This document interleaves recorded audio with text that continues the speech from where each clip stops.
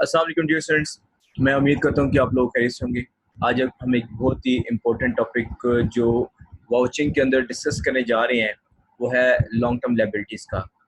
Long term liabilities का और उसके साथ हम एक और हेड को डिस्कस करेंगे, that is provisions and the contingencies. So हम इसको स्टार्ट लेते हैं। लॉन्ग टर्म लायबिलिटीज़ कि हमने वेरीफाई करना है, उसको वॉच करना है। सबसे पहले आपको ये मालूम होना चाहिए कि लॉन्ग टर्म लायबिलिटीज़ होती हैं वो होती क्या हैं। Long term liabilities are those due after more than 1 year. Usually they are debentures, loan stock and bank loans. ये वो आइटम्स हैं, ये वो हेड्स हैं जो कि बैलेंस शीट में अपीयर हो रहे होते हैं और इनकी जो लाइबिलिटी होती है, जो आपने इनको पे ऑफ करना होता है आफ्टर 1 फाइनेंशियल ईयर या 12 माह के बाद आपने इसको पे करना होता है। मोर देन 1 ईयर इसकी जो है इसकी हमें अलाउड होता है, इसमें हम जो चीज़ें बुक करते हैं। The key financial statement assertions are in regard to long-term liabilities: completeness, whether all long-term liabilities have been disclosed, disclosures उसका management ने दिया है. Accuracy and valuation, whether interest payable has been calculated correctly and included in the right period. ठीक है. Presentation and disclosures, whether long-term loans are correctly disclosed. ये जो है ये इसकी key financial assertions हैं. अब इन सेशंस को हमने चेक करना है। इन सेशंस के ऊपर हमने जब ऑडिट के टेस्ट लगाने हैं तो सबसे पहले ऑडिट प्रोसीजर या टेस्ट ऑफ कंट्रोल क्या होगा, जो नंबर 1 है वो ये है कि आप ऑब्टेन करेंगे from management a schedule of loans. अगर उनके पास नहीं है, अगर मैनेजमेंट आपको प्रोवाइड नहीं करती, देन ऑडिटर इसको प्रिपेयर करेगा। सो हम इसको कह सकते हैं obtain oblique prepare a schedule of loans. अब शेड्यूल का मतलब एक टेबुलेटेड इंफॉर्मेशन होती है जिसमें आपके पास लॉन्ग टर्म लायबिलिटीज का ओपनिंग बैलेंस अपीयर हो रहा होगा, प्लस अगर उसमें कोई एडिशंस हुई है during the financial year, minus अगर उसमें से कोई डिलीशंस हुई है या कोई रीपेमेंट्स हुई हैं, एंड देन क्लोजिंग बैलेंस होगा इसमें। ठीक है जी।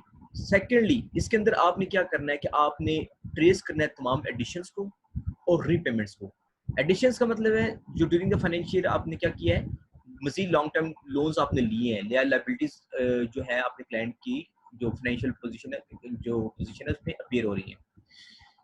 रीपेमेंट्स, आपने रीपेमेंट्स को कंफर्म करना है, confirm that repayments are in accordance with the agreement, in accordance with the agreement. ज़ाहिर है अगर आपने लॉन्ग टर्म लोन्स लिए हैं तो आपने कोई एग्रीमेंट किया होगा, तो उसके मुताबिक आपने रीपेमेंट्स किए हैं। फॉर एग्जांपल आपने अक्सर फाइनेंशियल स्टेटमेंट्स के अंदर या बैलेंस शीट क्वेश्चंस के अंदर देखा होगा कि उसकी लायबिलिटी साइड पे एक चीज़ आ रही है, बॉन्ड्स, 10% बॉन्ड्स, 15% डिवेंचर्स। सो जो उसके साथ जो 10% या 15% का जो फिगर आ रहा होता है वो ये बता रहा होता है कि इन बॉन्ड्स के ऊपर या इन डिवेंचर्स के ऊपर आपको इतना इंटरेस्ट देना है, और वो इंटरेस्ट जो होता है मोस्ट प्रॉब्ली क्वार्टरली, 6 मंथली या एनुअली पे करना होता है इदारे को। सो हमने ये कंफर्म करना है कि तमाम पेमेंट्स जो हैं, पेमेंट्स और repayments are in accordance with the agreement. ठीक है। देन आपने एक चीज़ को वेरीफाई करना है, ऑडिट प्रोसीजर ये है कि आपने वेरीफाई करना है बोरोइंग लिमिट्स। जो बोरोइंग लिमिट्स होती है ना किसी भी एंटिटी की, किसी भी इदारे की, that is given in the articles of association of that company. तो आपने ये देखना है एज ए एक्सटर्नल ऑडिटर कि क्लाइंट ने जो बोरोइंग की है वो in terms of articles of association के अंदर जो पावर्स दी गई है उसके तहत की है, कहीं ज्यादा बोरोइंग तो नहीं कर ली, ये चीज इसमें देखनी है। देन आपके पास एक ऑडिट प्रोसीजर ये होता है कि आपने डायरेक्ट कंफर्मेशन करनी होती है फ्रॉम द लेंडर्स। जो लोग आपको लेंड कर रहे हैं, जो लोग आपको करवा रहे हैं अमाउंट्स को, तो उनको आपने डायरेक्ट कंफर्मेशन करनी होती है। अगेन जब कंफर्मेशन की बात करते हैं तो इसमें हमारे पास फिर वही चीज़ आती है, positive confirmation and negative confirmation. Then इसके अंदर एक और ऑडिट प्रोसीजर होता है या टेस्ट ऑफ कंट्रोल होता है, वो ये होता है review minutes and cash book to ensure that all loans are included. जब मैं बात करता हूँ मिनट्स की, तो आपके ज़हन में फौरन से चीज़ क्लिक करनी चाहिए कि मिनट्स का मतलब होता है मिनट्स ऑफ मीटिंग। इधर मिनट्स ऑफ मीटिंग है जनरल मीटिंग के, एनुअल जनरल मीटिंग के या एक्स्ट्रा ऑर्डिनरी जनरल मीटिंग के। तो review minutes and cash book to ensure that all loans are included. So ये तो होगी हमारे audit procedures long term liabilities के। एक चीज जो मैं देख रहा था वो ये थे कि हमारे वीडियो लेक्चर्स में या हमारे लेसन में जो चीज बार बार आ रही है वो है डायरेक्ट कंफर्मेशन या पॉजिटिव कंफर्मेशन या नेगेटिव कंफर्मेशन। तो देन मुझे इसमें थोड़ा सा मैं ऐड करना चाहूँगा कि मैंने इसमें एक स्लाइड ऐड की है ताकि आप लोगों को इसमें थोड़ी सी क्लियरेंस आ सके कि ये पॉजिटिव कंफर्मेशन क्या है और नेगेटिव कंफर्मेशन क्या है। इन a positive confirmation, company requests the debtor to confirm the balance directly to the auditor, whether he agrees while or not. आपका कस्टमर एग्री करता है बैलेंसेस के साथ, आपका डेटर एग्री करता है बैलेंसेस के साथ या नहीं। The balances which are provided by the entity, which are provided by the client, the balances which are provided by the auditee. External auditor को जो बैलेंसेस दिए गए हैं कि ये हमारे डेटर्स हैं, इन लोगों से हमने इतने इतने जो है अमाउंट हमने रिसीव करना है। पॉजिटिव कंफर्मेशन में कहा जाता है, रिक्वेस्ट की जाती है कि आप डायरेक्टली ऑडिटर को वेरीफाई कर दें अगर आप इन अमाउंट्स के साथ इन एग्रीमेंट है या नहीं है। In negative confirmation, the company request the debtors to confirm the balance directly to the auditor only if there is a disagreement. ये तो बहुत क्लियर हो गया। अगर पॉजिटिव कंफर्मेशन में अगर आपके बैलेंसेस इन एग्रीमेंट है या नहीं है, वो आपने रिपोर्ट करना ही करना है उसको। नेगेटिव कंफर्मेशन में आपका क्लाइंट, आपके जो डेटर्स हैं वो क्लाइंट के ऑडिटर्स को तभी रिस्पॉन्ड करेंगे जब वो फिगर्स जो होंगे वो when they are in disagreement. Okay, in positive confirmation if no reply is received, then the auditor have to adopt other procedures to verify those balances. In negative confirmation, if no reply is received, then the auditor may assume that the balances are in agreement. Okay. Positive confirmation is preferred when the internal control system is not good, या inefficient है, weak है. Negative confirmation is preferred when the internal controls is good. Positive confirmation is preferred where significant balances are due from debtors. Material amounts जो है वो due from debtors है, तो वहाँ पे तो positive ही चाहिए। मतलब वहाँ पे आपके debtors ने client के orders को respond करना ही करना है, क्योंकि amounts क्या है वो material है। Negative confirmation is preferred where large number of small balances are due from debtors. So मैं अब उम्मीद करता हूँ कि आपको जो पॉजिटिव कंफर्मेशन और नेगेटिव कंफर्मेशन का जो कॉन्सेप्ट है ये क्लियर हो गया होगा, मजीद इसमें क्लैरिटी आ गई होगी। अब हम चलते हैं नेक्स्ट अपनी स्लाइड की तरफ, और वो है that is about provisions and contingencies verification of reporting. तो सबसे पहले तो आपको इस चीज की अंडरस्टैंडिंग होनी चाहिए कि प्रोविजन क्या होती है। A provision is a liability of uncertain timing और amount. A liability is a present obligation arising from the past events resulting in an outflow of resources.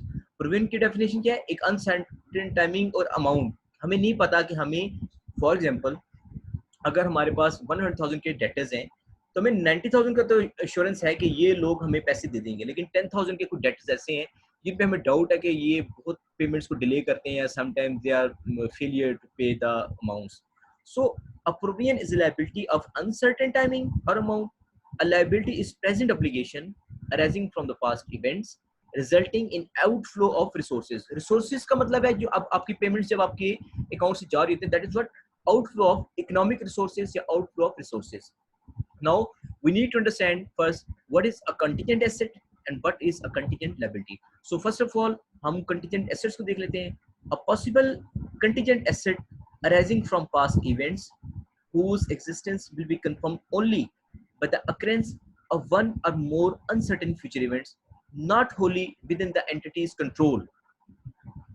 कोई ऐसा काम, कोई ऐसा इवेंट जो जिसकी अक्रेंस पॉसिबल है फ्यूचर किसी इवेंट के ऊपर। और इसी तरह contingent liability is a present obligation that raises from the past events but it is not probable that transfer of economic benefits या economic resources will be required or the amount cannot be measured with reasonable certainty.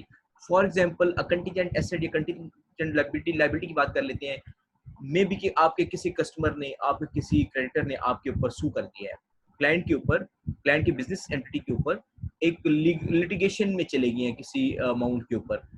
अब वो amount weather company को पे करनी पड़ेगी या नहीं करनी पड़ेगी, इसका डिसीजन कब होगा? जब इसका डिसीजन कोर्ट के थ्रू आएगा, ठीक है, लिटिगेशन में ना मामला। अब ये इधर वे में जा सकता है डिसीजन। सो ऐसे जो है ये चीज होगी, जो अमाउंट होगी या तो हमारे कंटीजेंट एसेट्स में आ रही होगी और या वो हमारे कंटीजेंट लायबिलिटीज में आ रही होगी। अब जो प्रोविजंस और कंटीजेंसीज के ऊपर जो ऑडिट प्रोसीजर्स या जो टेस्ट ऑफ कंट्रोल जो अप्लाई होते हैं वो क्या हो सकते हैं। हमें सबसे पहले as an external auditor while doing the audit of our client, सबसे पहले हमें क्या करना है, obtain details of all provisions and the contingencies। हम उनसे कहेंगे कि आपने जितनी भी प्रोविजन या कंटीजेंसीज की हैं उसकी जरा डिटेल्स हमें दे दें। देन सेकंड ऑडिट प्रोसीजर इसका में ये होगा कि आप कोरेस्पोंडेंस जो होगी उसको रिव्यू करेंगे। Review correspondence with the debtors, वो उन लोगों के साथ हम कोरेस्पोंडेंस अपने क्लाइंट की ऑब्जर्व करेंगे जो पैसे नहीं दे रहे या जिनके अगेंस्ट हम ये प्रोविजंस या कंटीजेंसीज हमने क्या किए हैं, क्लाइंट ने क्या किया है, जो है इनिशिएट किए हैं। तो हम सबसे पहले उस कोरेस्पोंडेंस को देखेंगे कि भाई हमारे क्लाइंट ने एज एन ऑर्गेनाइजेशन अपनी रिस्पॉन्सिबिलिटी पूरी की है कि नहीं की, क्या उसने इन अमाउंट्स के लिए एफर्ट की है या नहीं की, कोरेस्पोंडेंस की है या नहीं की, कोई सोलिसिटर जो है इसको असाइन किया ये जॉब पे हमारी रिकवरी करवा के दो कि नहीं। ऐसे नहीं होगा कि कोई खुद से अगर 3 माह से पैसे नहीं आए, 4 माह से क्लाइंट को पैसे नहीं आए किसी डेटर से, तो हम उसकी प्रोविजन क्रिएट करके उसको राइट अप कर देंगे। इतना आसान काम नहीं होता बिजनेस के अंदर। जो आपका क्लाइंट होगा उसको पूरी की पूरी एफर्ट्स इसमें करनी चाहिए। और ये तमाम की तमाम कोरेस्पोंडेंस जो भी उसकी हुई होगी अपने डेटर्स के साथ, जो कि which are going to be bad dates in near future और maybe you never know, तो आपने उस तमाम कोरेस्पोंडेंस को डिस्कस करना है। जो डायरेक्टर्स हैं कंपनी के उनके साथ आपने डिस्कस करना है। इसके अंदर एक ऑडिट प्रोसीजर ये भी हो सकता है कि आपने कोरेस्पोंडेंस तो कर ली उसके साथ, जो रिव्यू कर ली जो कि डेटर्स के साथ हुई है, देन आपने एज एन एक्सटर्नल ऑडिटर जो कोरेस्पोंडेंस सॉलिसिटर के साथ हुई है क्लाइंट की। सॉलिसिटर कौन होता है, जो आपके क्लाइंट जिसको हायर करता है और वो लिटिगेशन के मामला भी देखता है, वो तमाम आपके रेवेन्यूज को कलेक्ट करवा के भी देता है जो कि बैड डेट्स या कोई इस तरह की टर्म्स में आ चुके होते हैं। तो अब आपने एज एन एक्सटर्नल ऑडिटर ये भी देखना है कि कोरेस्पोंडेंस जो हुई है सॉलिसिटर के साथ pre and post year and, pre and post year and, साल के शुरू में और साल के आखिर में जो कोरेस्पोंडेंस हुई है अपॉन प्रोविजंस एंड कंटीजेंसीज, तो आपने उसको भी ऑब्जर्व करना है, उसको भी उसको अकाउंट फॉर करना है। एक ऑडिट प्रोसीजर इसमें ये होगा प्रोविजन एंड कंटीजेंसीज में कि आपने क्या करना है कि रिकैलकुलेट करना है ऑल प्रोविजंस को, रिकैलकुलेट करना है ऑल प्रोविजंस को टू इंश्योर देयर एक्यूरेसी। क्या वो सही कैलकुलेट हुई है, कि ज्यादा तो नहीं कैलकुलेट होगी, कुछ ज्यादा परसेंटेज तो नहीं आपने इसमें अप्लाई कर दिया। तो इसको इंश्योर करना है कि इसमें एक्यूरेसी है। इसके अंदर एक और ऑडिट प्रोसीजर हम ऐड कर लेते हैं, वो ये है कि आपने ये देखना है कि क्लाइंट ने क्या इस बात को इंश्योर किया है that these provisions and contingencies are properly disclosed by the management, by the entity. So these are the audit procedures, these are the test of controls which are bare minimum to verify, to vouch the provisions and the contingencies. मैं उम्मीद करता हूँ कि आप लोगों को ये concept समझ आया होगा, और अगर कोई ऐसी चीज रह गई है जिसको हमने डिस्कस नहीं किया, आप कहीं से भी पढ़ें, सो देन आप मुझे बताएं। तो अगर आप लोगों की कोई इसमें क्यूरी होगी तो इंशाल्लाह मैं उसको क्वेश्चन आंसर सेशन में I will be waiting for all of you to address your curies.